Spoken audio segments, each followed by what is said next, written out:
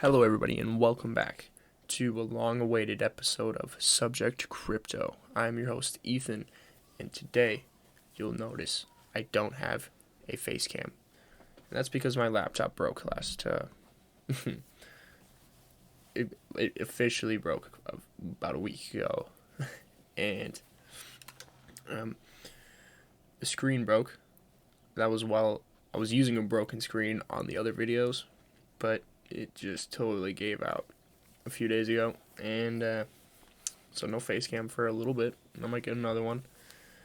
I'm currently on a much better PC. It's freaking amazing. But enough about that. Made a Twitter, getting the brand awareness going. So if you want, you can follow me over here. It's mainly me retweeting other phenomenal people's works. Occasionally I do put in my own 2 cents, so go check it out. There's a couple things I want to share with you guys in the video, just talk a little bit more about, but we did it. We made it to the third half inning. Got a screenshot of it. Ant Pool got it. Phenomenal.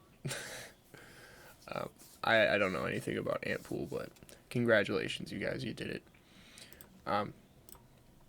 This is the Twitter. This is the tweet that I want to discuss a little bit. So here it goes. This is a chart depicting the sentiment of crypto from 2009 to 2018. So it is a couple years behind, but we got so much information here about what people observe really Bitcoin to be. And we're just going to start with the eCash proof of concept, which was a major sentiment in the beginning, because got to prove that this stuff works, and people were using it as commodity, or not even a commodity, but it was more like a collectible digital cash. So people were trading 10,000 of them for one piece of pizza, and stuff like that, and that dropped off. And it appears that in 2015 we really moved beyond that step. So that's interesting, but just how these other things work. Cheap payment network, we started out with that being, decently important, but it grew. People were like, we need cheap methods to move money, but now it's not really the case. People will pay the little bit extra to get the currency where it needs to go, and it's phenomenal. A major one that gets brought up in the Congress and the SEC and regulations with that is the fact that it's an anonymous darknet currency, and that's kind of been the thing that's tagged along with that, like since Mt. Gox and since Silk Road and all those people who used Bitcoin to transfer funds. They've stamped the name of Bitcoin being bad, essentially, into the media's eyes. So that's kind of where the sentiment started. People knew about these things, and I think it got taken down. Silk Road got taken down, I think, in 2015. And so you can see it really just cut down. And now it's a sliver. No one really wants to use it for illicit activities. Or maybe, according to the study I read, that 1% or less are currently used for illicit transactions on the darknet. And maybe it could have stayed the same, and then the following market grew around it, or grew beyond it. So it really stifles the amount of illicit activity. And I can guarantee that in US dollars, it's way more than 1%. Guarantee that one.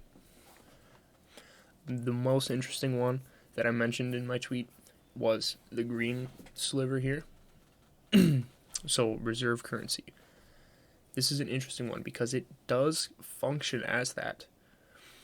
when major exchanges come up, they or also forex markets, the perpetual futures, they use Bitcoin to settle things, and they also in the exchanges they use Bitcoin as the trading pairs for all the altcoins. So it is a reserve, and it transfers between those two. And I didn't think about that until I watched it or I seen this, and I thought that was really interesting.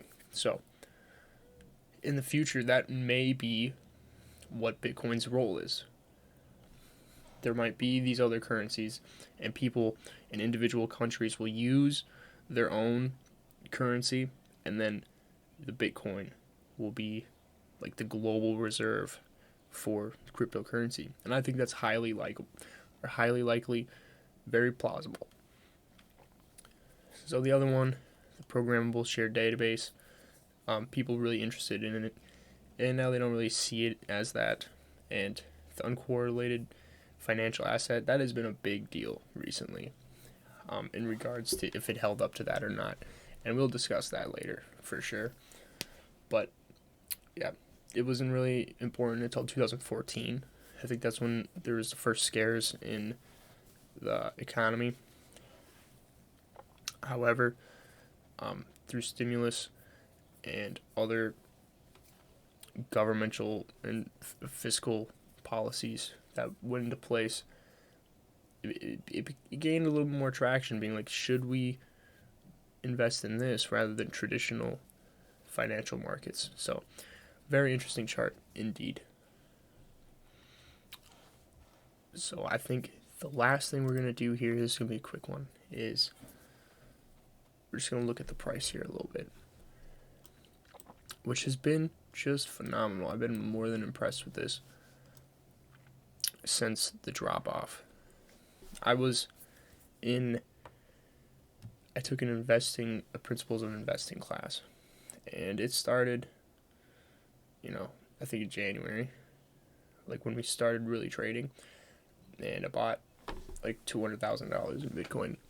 It's fake money, but it's still the same. I watched it go up a little bit, told all my classmates this is the way to go. And then we had the coronavirus scare, and everything dropped it down.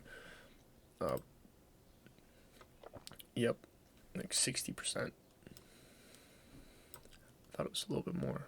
Yes, 63% from the top, which we have all recovered. No problem. No problem.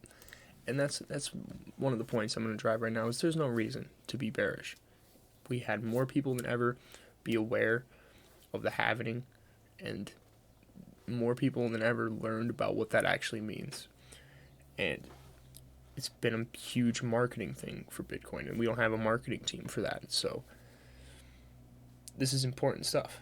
People know about it, people want it, and also they're starting to understand that maybe this is a good idea going forward. Maybe this is what we need. So a few indicators: we have volume trailing off a little bit since the halving. We got the squeeze mom relaxing. Might be going up for another bump. Who knows? Could go into negative territory. But the trend, I'm thinking it's going to even off, bounce back up a little bit. If we get a third hump, I mean, that is just phenomenal. The RSI is pretty interesting as well. We had the major cool off, which I really was hoping for during the halving as well, because it was overextended.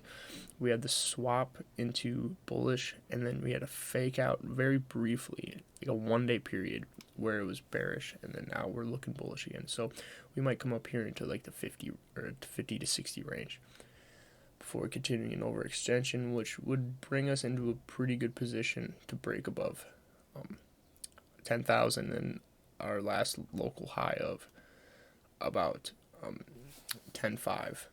So I'm thinking good waters ahead. From the bearish side, I think it's likely that we could retest these, 81, 8200 levels as well. So just be ready for anything that could happen. That being said, that is everything that I prepared for this video. It was kind of a spur of the moment. I was looking at jobs today, and I don't want like a regular job.